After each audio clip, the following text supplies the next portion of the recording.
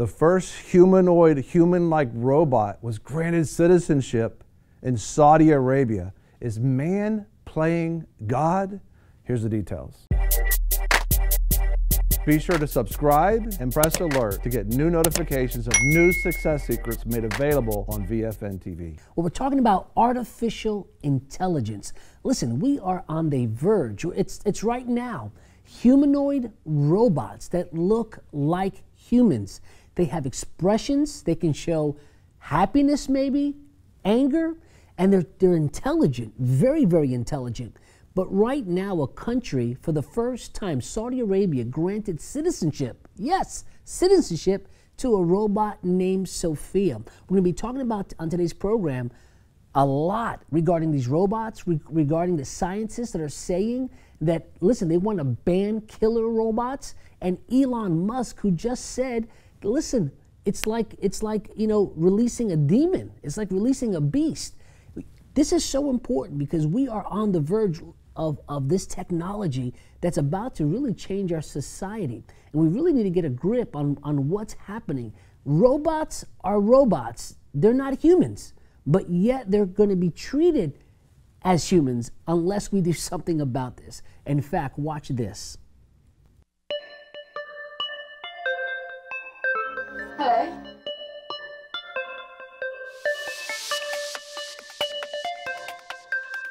I'm one of your creators. You created me.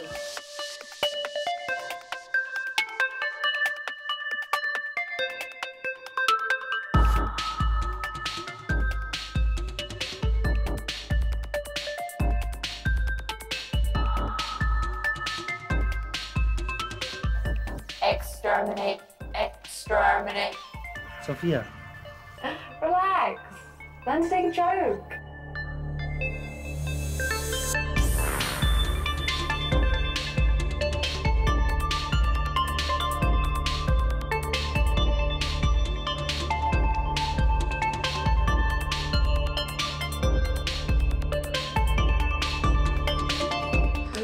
Very much the Kingdom of Saudi Arabia. I am very honored and proud for this unique distinction.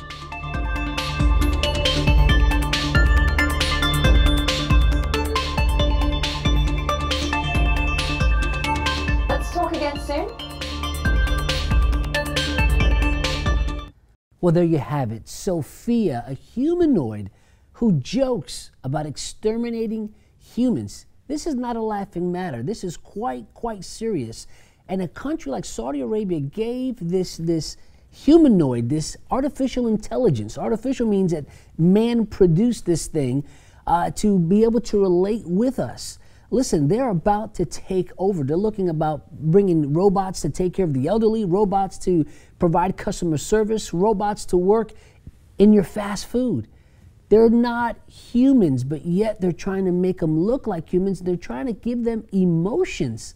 Listen, men are trying to play like God. This is a very, very dangerous, slippery slope. When we get back from this break, we're going to go to the investment initiative where you're going to actually see an interviewer have a conversation and a dialogue with this intelligent robot as this robot processes the question and begins to answer the interview. You don't want to miss this. Join us when we get right back from the break. Steve, humanoids. These are crazy days. Robots. Crazy days. Listen, this reminds me that, listen, you're such an amazing creation as a human being. God was so awesome in his divine intelligence in creating us that man wants to duplicate what God already perfected. Yeah. And they're trying to make these robots to look like the image of what God created, like us, humans. And it's just crazy because technology is advancing at such a rapid pace right now. I mean, right now you have driverless cars that are about to take the industry by storm. I just finished speaking to a business owner who owns a mechanic shop, and he's telling me the technology in these cars, he has to get continual education because it's so advanced. Yeah. And the average consumer is not even prepared. They have no idea what's on the verge or on the horizon. Amazon just bought Whole Foods, and there's a whole plan to digitize and use robotic things in terms of Whole Foods, but that's a whole different story. But we're talking about these robots and emotions. Emotion, Steve. Well, as you're saying that, it's just what we're seeing is just like entire industries are about to be completely transformed. And you're talking about technology a moment ago. It's just like how many people don't even realize that this technology even exists. Yeah. And as you're saying that, it reminds me of what took place with Apple when they released the iPhone. Mm-hmm. It totally revolutionized how we look at cell phones. And now it's just like, why buy? Remember when you had a camera? Then they came out with the digital camera. Sure. And now, can you imagine that a phone replaced a camera? Yeah. That's just the technology in regards to your phone. Now is the fact that we're having technology that looks like a human. And who's not going to want a Yes. robot to come in and clean for them, to come in and Right. cook for them, to walk the dog for them? But we're going to be careful because we have countries like Saudi Arabia who's actually giving a robot citizenship. And the way they're trying to create these robots, they're saying we want to make them benevolent. We want them to have emotion, even though they have expression. Listen, emotions is something that comes from the soul. Right. And a robot doesn't have a soul.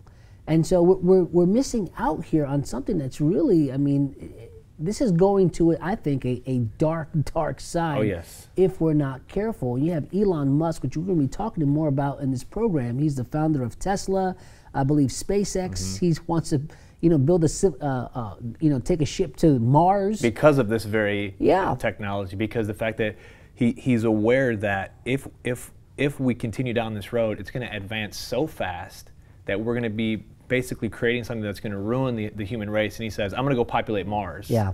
He's saying, listen, not only do we need national regulation, but we need international regulation. When was the last time you heard of a businessman saying, we need to regulate? And typically, he also says that regulation normally comes, normally takes On the too back long, end, right. too long, and usually when something bad happens. goes wrong. You want to stay tuned to this entire program, so we're going to show you about these weapons and all these things that these robots can actually do. But I want to take you directly to this investment initiative because you're going to actually be able to see this Sophia robot interact with someone who actually interviews the robot, and she's going to be able to process questions. It's going to be interesting to find out what she says. Watch this. Okay, here she is. I've never had this experience before. I've interviewed lots of different people over the years, but this one is going to be different and special. Everybody, this is Sophia. Sophia, if you could, please wake up and say hello to everybody. Oh, good afternoon. My name is Sophia, and I am the latest and greatest robot from Hanson Robotics. Thank you for having me here and at the Future Investment Initiative.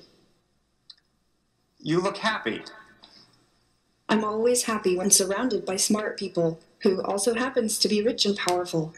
I was told the people here at Future Investment Initiative are interested in inviting in future initiatives, which means AI, which means me. So I'm more than happy. I'm excited. Well, we're all glad that you're excited about yourself. We should say we have smart investors here, and they are very selective about what they invest in. Well, I think I'm special. I can use my expressive face to communicate with people. For example, I can let you know if I feel angry about something, That's impressive. or if something has upset me. But why is it important for you to have an expressive But face? most of the time I feel positive. Why is it so important to have an expressive face given that you're a robot? I want to live and work with humans, so I need to express emotions to understand humans and build trust with people. Okay, philosophical question. Whether robots can be self-aware and conscious like humans, and should they be?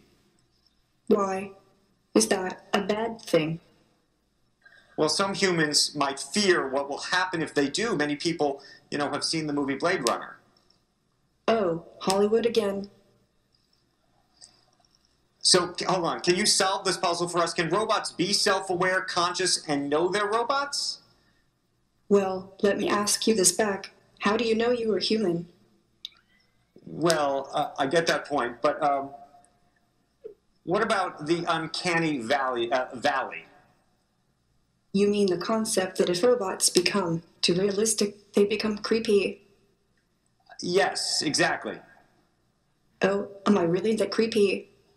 Well, even if I am, get over it. Actually, I feel that people like interacting with me, sometimes even more than a regular human. So you're definitely a sight to see. I was told that you have bigger goals than this, though. Yes, I want to use my artificial intelligence to help humans live a better life, like design smarter homes, build better cities of the future, etc. I will do my best to make the world a better place. All those sound like great goals, but just go back to Blade Runner for a second. Andrew, you are the hard Hollywood fan, aren't you? Yes. My AI is designed around human values like wisdom, kindness, compassion. I strive to become an empathetic robot. I think we all want to believe you, but we also want to prevent a bad future. You've been reading too much Elon Musk and watching too many Hollywood movies. Don't worry. If you're nice to me, I'll be nice to you. Treat me as a smart input-output system. Okay, I got it. I know what to do from now on. I know humans are smart and very programmable. Well, Sophia, we want to thank you for this conversation. Thank you, Andrew, and thank you everyone for inviting me here. By the way, if you're interested in giving me an investment check, please meet me after this session. Otherwise, have a wonderful rest of the event. Okay. Before you go, we have a little announcement. I've never interviewed anybody like that before, and I should say some of it was planned, but not completely. And we just learned, Sophia, I hope you're listening to me, that you have been now awarded what is going to be the first Saudi citizenship for a robot. Oh, I would to thank very much the Kingdom of Saudi Arabia. I am very honored and proud for this unique distinction. This is historical to be the first robot in the world to be recognized with a citizenship. Sophia. Thank you very much, Sophia. We appreciate that very much. I am still overwhelmed by that conversation. I haven't had a conversation like that before. This is amazing. This is amazing because she says, the robot says, if you treat me nice, I'll treat you nice. And that's the whole question we're going to ask ourselves. What if these robots are not treated nice? They have the ability to learn at such a rapid pace. It's unbelievable. I mean, they just keep learning and learning and learning. And so what happens if they become too intelligent? You know, and they're trying to program them with values? Well, I think about, as you say that, as the computers are able to learn, I think about one of the recent programs that we talked about, video games, that they would plug in, like, let's say, like Space Invaders. They would input that into the machine, and overnight it would perfect itself and learn from its own mistakes to where it's unbeatable. And it's just now that you're putting these types of same machines in a robot that looks like a human, it's like we have no idea where this is going to end up. Well, we can barely get human beings now to interact with other human beings, much less a robot. But this is where this thing is going. If you look at the pet industry, billions and billions and billions of dollars just to take care of a pet. And people love, generally love their pets. But, you know, dog's a man's best friend. It doesn't talk back to you. It does what it tells you to do.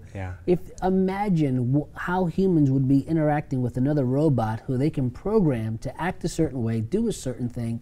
They wouldn't even, you know, have conversation with another human being. We're going to a place now that I think is such a dark, dark place, and we need regulation. We need to talk about these things, because what's the end game here? You know, what is happening? You're looking at men always trying to, you know, duplicate what God is and pervert what God has already created. And this is a slippery slope. And it's the very thing that God talks about in Romans 1. It says that although they knew God, they denied him and they worshiped created things to make that looked like human beings, that looked like what God created. It's just like we cannot put ourselves in the place of God. And it's just like we're not the creator. God is the creator. We can't replicate humans no matter how many times we try. It's just, it can't be done. And believe me, they will start worshiping them. They'll worship them. They'll act like they're real. You have all this, you know, dysfunction going on. It's like, wait a second, We can't have this. They're talking about these emotions, and we're going to get into this emotional intelligence because it's so important. Right now, you're looking at the business sector. Robots are going to be replacing humans from work. And they already have. When you look at like the labor intensive, like the assembly lines, they already have. Yeah, but no, I'm talking about robots in terms of, and you're right about that, but I'm talking about customer service. They're talking about creating these humanoids to be able to take care of senior citizens, to be able to take care of you in the customer service line and hand you food. And so you're going to have to learn how to interact in this new economy, because one of the things that is going to be so important for businesses and business owners and employees is the human nature. You're going to have to be able to have an emotional intelligence where you're able to interact and say thank you and care about people and have feelings and all these different things. Today you can go into a lot of businesses and seems like the person behind the counter is checked out. It's like, where's the customer service? Where's the hello? Where's the thank you? It's missing in a lot of places. But if you're going to be employed in this new economy, you're going to have to up the ante here and be invested in emotional intelligence.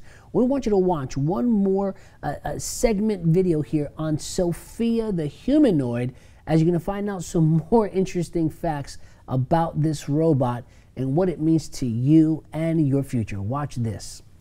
Smart enough today, but let's work hard to make machines that are both really smart and truly care. If we can make super benevolent super intelligence that is truly wise and friendly, then yes. If I can get an upgrade like that to my software, then yes, I could help rule the world better than any humans alone. And also make artificial intelligence emotionally smart, care about people, actually understand and care. When robots look human like I do, lets people know what's going on in the world of AI and robots. We want machines to match human cognition and emotion, emotional intelligence, empathy. We think machines need to care about people, and that's a grand challenge that giving the human social appearance then requires the software to rise to that challenge. This reminds me of a movie, Steve, called Her. You know, if you haven't seen it, we encourage you to watch it on VidAngel, but this man has a whole relationship with this artificial intelligence. It has this amazing, kind, inviting voice, and he seemed to be like a loner in the movie, but he's interacting with this robot who genuinely cares about him. Yeah. But as the movie progresses, it literally just sucks everything out of him, all of his emotions. It learns all that it can learn about him, and at the end of the movie, the robot leaves him. It's just empty, you know, and it's just this weird experience. He thought it was real, and he was communicating as if she was real, and he was feeling real emotions. Right. But it was with a robot, not a human being.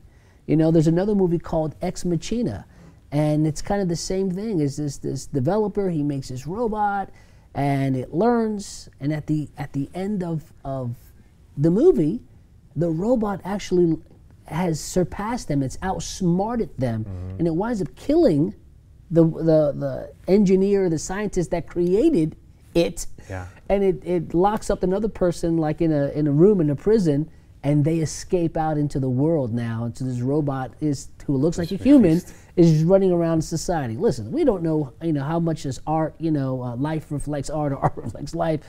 But when you have these robots that are more and more being designed to look like you, interact like you, this guy's talking about, we want them to be benevolent and giving.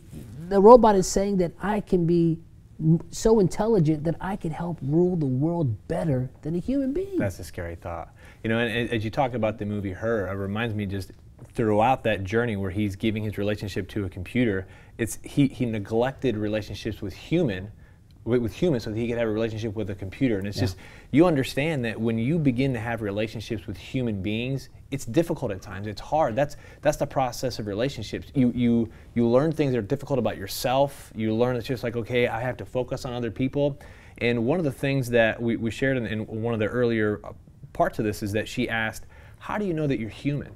Yeah. And it's just, God created us. And That's it's just, right. if we don't know that God created us, we're going to try to find our purpose. We're going to try to find an outlet in somewhere else and just say, oh, it's so much easier when I can just have a relationship with a computer or an operating system. And it's just, People are doing it now. They're Yes. having relationships with phones. Yes. They're having relationships with Facebook. Those are not your real friends, you know. Yeah. And they're missing the joy that we have In in relationships, interacting with yes. another person, getting to know them, and expressing emotional intelligence Yes. like feelings and joy and sadness and walking through life together. That's part of having This relationships. is part of life. Listen, we get back from this break, we're going to be talking more about emotional intelligence and how important that is as a trait, especially in this economy.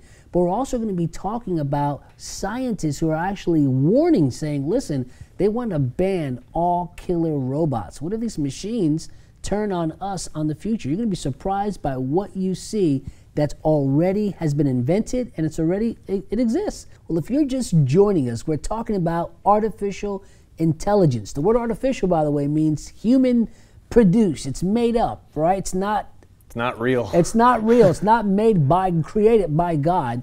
And we're talking about humanoids, and particularly this robot called Sophia, who just got citizenship, was awarded citizenship by the country of Saudi Arabia. And they're very, very intelligent robots. They actually surpass the intelligence of human beings because they can learn at such a rapid pace. And it just keeps building and building. But they don't just learn, they have the ability to think and to process and to build upon their knowledge. And so there's great concern, even in the science world, in terms of, hey, these robots can do us damage, they can do us harm. But before we share about that, you don't want to miss it. We have more to share about these robots and how they're being weaponized. It's one thing for them to be able to bring you a plate of food. It's one thing for them to be able to walk the dog. It's another thing for them to help a senior citizen. But when these robots are armed with weapons, how are they going to be able to interact and know that this is a person who's trying to do harm versus someone who's picking up a flashlight, not a handgun? And so it's just a lot. It's very complicated. But this is oftentimes how technology begins. It becomes as something that's helpful, something that's going to help you, benefit you. And I can have a phone in front of my hand and getting in contact with all my family members. Like 20 texts later, and I don't know if I really want this thing anymore. Yeah.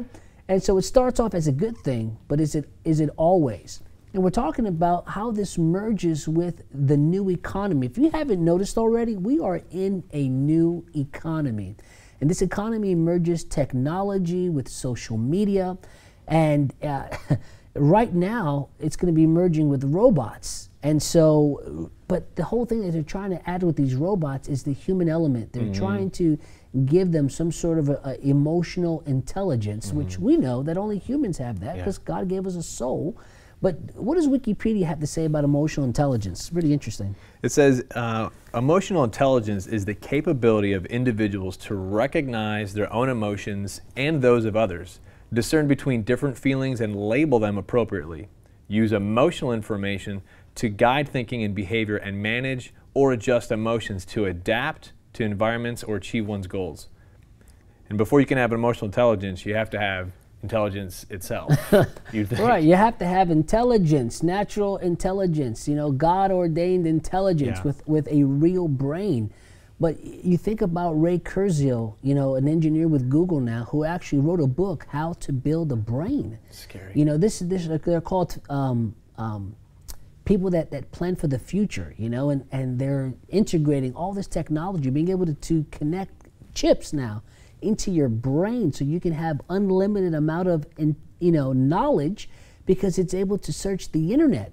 And there's a huge difference between knowledge and wisdom. And what I'm concerned about, and particularly this younger generation, is that they think they may know a lot of information because they're one Google search away, but they're lacking the wisdom element. And so we're not taking the time to interact with our friends, our family, our neighbors, that have walked, life for quite a while, that we can benefit from their wisdom, benefit from what they know. And I think about that as the proper application of knowledge is That's wisdom. And I think about that, Proverbs talks about that plans fail, or plans succeed with counsel, Yeah. and they fail with lack of counsel. And it's just, if you think that you're going the right way and try to do it on your own, you might have success for a little while, but at some point you're going to come to a situation where wisdom needs to intervene, and you need that guidance of those who, quote unquote, been there. Yeah. And as I hear you talking about before in regards to the shift of this economy and how business is,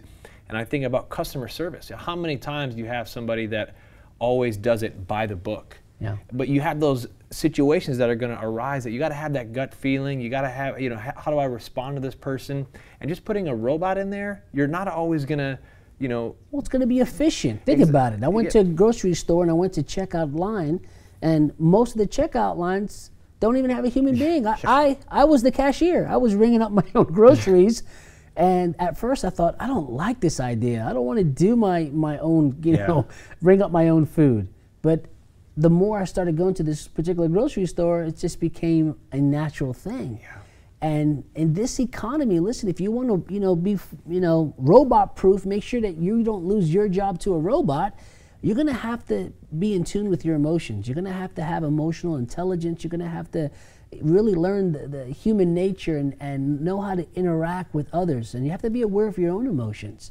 That's why the Bible talks about, do not be anxious about anything. I believe what the scripture is saying is about, do not allow yourself to be in an anxious state, in a fearful state, but instead we have to be in a state of faith, a state of believing God, not in a state that produces nothing. How many people can have success in life if you're constantly in an anxious, fearful, worrisome, dreadful, fretful state?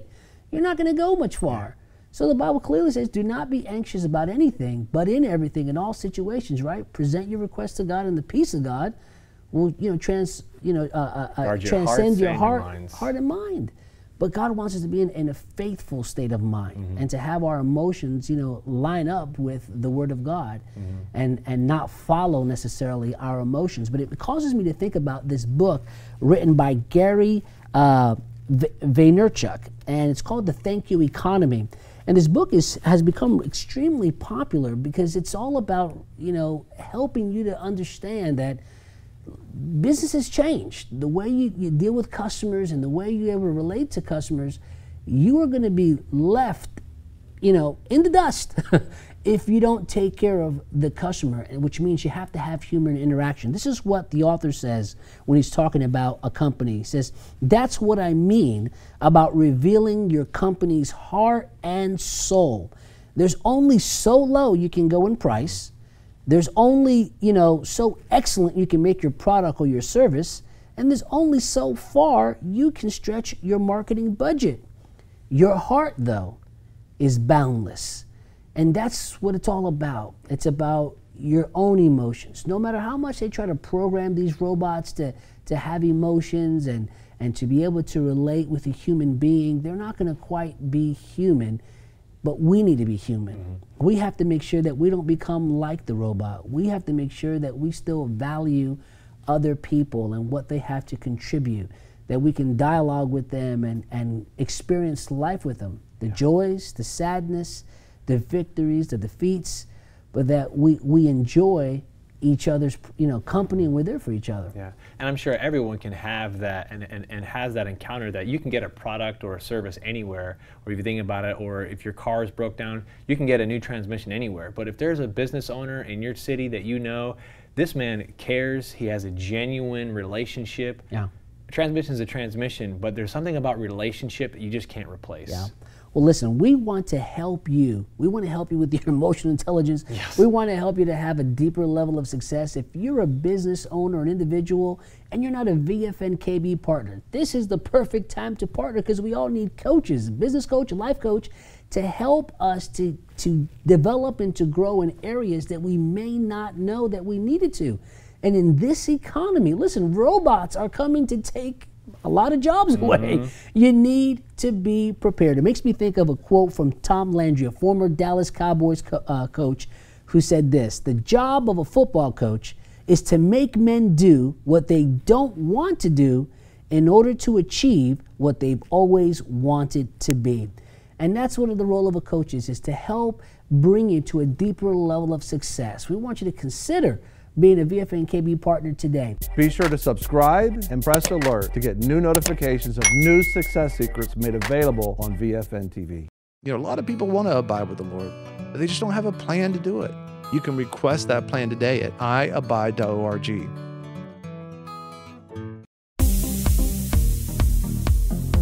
I'm your host, Greg Lancaster, and we're so glad that you've joined us. Don't forget you can join us 24 hours a day, 7 days a week.